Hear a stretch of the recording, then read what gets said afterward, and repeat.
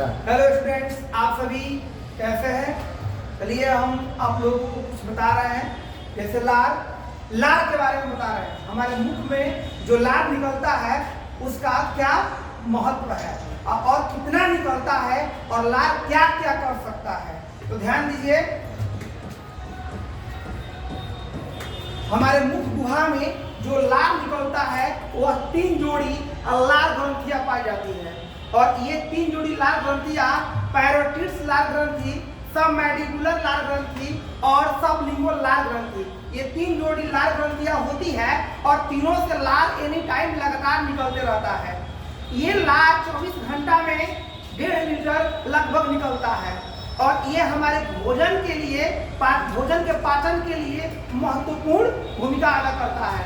तो चलिए लार में कौन कौन से एंजाइम होते हैं हम उसको जान लेते हैं। तो लार में पहला एंजाइम होता है लाइसोजाइम। कीड़ा को मारता है। लाइसोजाइम, यह लाइसोजाइम कीटाणुओं को मार देता है, कीटाणुनाशक होता है। जैसे कि जितने भी बच्चे होते हैं छोटे छोटे, देखिएगा इधर उधर चलेंगे तो बच्चा कुछ उठा करके हाथ से पकड़ लेता है। यही क्या होता है कि उसमें बैक्टीरिया, जीवाणु भी सटा होता है और ये जब मुंह में पकड़ता है तो जो लार निकलता है ना, तो इनमें सटे हुए बैक्टीरिया को वह मार देता है, नष्ट कर देता है, जिससे बच्चा को कुछ नहीं होता है। यही लाइसोजाइम यह कीटाणुनाशक होता है। लाइसोजाइम का काम है कीटाणुओं को मारना, जीवाणुओं को मारना, बैक्टीरिया को मारना। इसी प्रकार हमारे लार में डायस्टेज और टाइलिन भी पाया जाता है।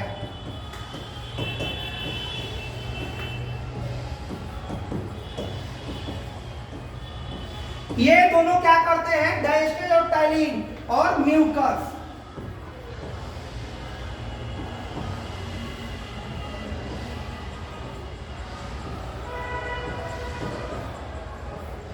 डायस्टेज और टाइलिन जो होता है, जैसे कि देखिए हम कोई भी भोजन खाते हैं, जैसे रोटी खाएंगे तो रोटी जो होता है गेहूं का बना होता है और गेहूं को जब मशीन में पीस दिया जाता है तो उसमें चोकर रहता ही रहता है।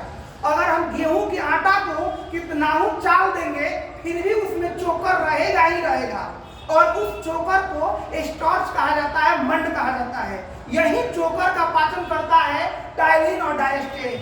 तो यानी मंड का पाचन करता है, मंड या चोकर या स्टार्च।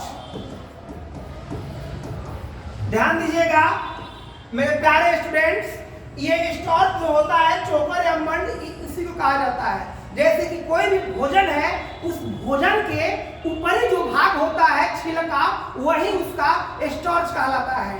उसी का पाचन करता है डायस्टेज और टाइलिन। और म्यूकस का काम है, जो हमारा लार निकलता है उसमें म्यूकस भी होता है। यह म्यूकस हमारे लार में जो भोजन हम लोग खाते हैं, भोजन में मिल करके उसको मुलायम बना देता है। यानी यह जो होता है भोजन को मुलायम बनाने का काम करता है। भोज्य पदार्थ को मुलायम करता है। जैसे मान लेते हैं कि हम लोग लिट्टी खाते हैं, आटा का जो लिट्टी होता है ना वही खाते हैं, तो हम लोग जब चबाते हैं ना, तो चबाते हैं, दांत से उसको कुचते हैं और जीभ से उसको मिला देते हैं। जैसे कि भैंस और गाय का जब हम सानी चलाते हैं तो चोकर खली डाल करके हाथों से मिला देते हैं। बिल्कुल इसी प्रकार हमारे मुख में जो लार निकल रहा है, जीभ उसको मिला देता है भोजन में, और यह लार भोजन में मिलकर भोजन को मुलायम बना देता है, जिससे यह भोजन मुलायम हो जाता है, लड़ा। तो ये हमारे भोजन नलिका जो होती है, आहार नाली, उनमें सरकता हुआ चला जाता है ताकि फंसता नहीं है। तो ये हमारा म्यूकस काम करता है, भोज्य पदार्थों को मुलायम करना। फिर से चलिए समझ लीजिए, लार में 4 तरह के एंजाइम पाए जाते हैं।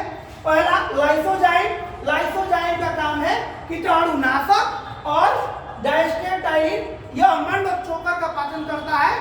किसी भी भोजन के ऊपरी छिलका का पाचन करता है डायस्टेज और टाइलिन। और म्यूकस जो होता है भोजन को मुलायम करता है। इस प्रकार हमारे लार में जो लार निकलता है इसका अहम भूमिका है भोजन को पचाने के लिए। और इसका एक और काम है कि एनी टाइम जब हम भोजन खाते हैं फिर भी निकलता है, नहीं खाते हैं फिर भी निकलता है। तो वह जब हम नहीं खा रहे हैं भोजन वह निकलता है, जैसे कि हमारे कंठ है, ये कंठ को गीला रखता है, भिगा कर रखता है, जिससे सूखता नहीं है।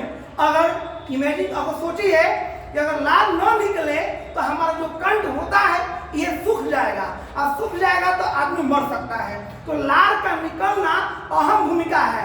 तो ये हमारे मुख गुहा में जो लार निकलता है, गुहा का मतलब नली होता है, मुख की नली यानी मुख गुहा, जो लार निकलता है ये लार के हमारे कार्य हुआ।